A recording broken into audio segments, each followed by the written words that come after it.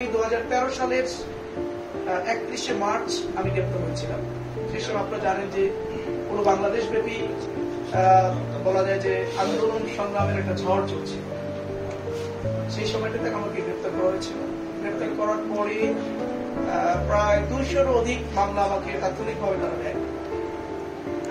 একটানা প্রায় হলো আমি 57 দিন, যে বলা যায় যে সকল রাজনীতিবিদরা রিমান্ড তো কম বেশি সবাই কেটেছে, সবার একটা বিরতি দিয়ে রিমান্ড নেয়, যে 3 দিন বা 5 দিন রিমান্ড শেষ করার পরে মাঝখানে 2 দিন বিরতি দিয়ে আবার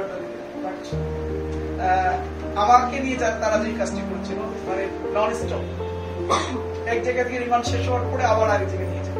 এভাবে 57 দিন যখন আমার রিমান্ড চলছিল, একটা পর্যায়ে শারীরিকভাবে আমি প্রচন্ড অসুস্থ হয়ে গেলাম।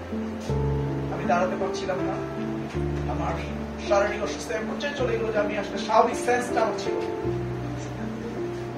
এরপরেই মূলত কোর্টের আদেশে আমাকে ট্রিটমেন্টের ব্যবস্থা করা হয়। এজন্য যাদের বিনিময়ে অর্জনটি হলো তাদের জন্য আমরা দোয়া করি, আল্লাহ রাব্বুল তাদের ভিতরে উত্তম যা যা রাখা হয়।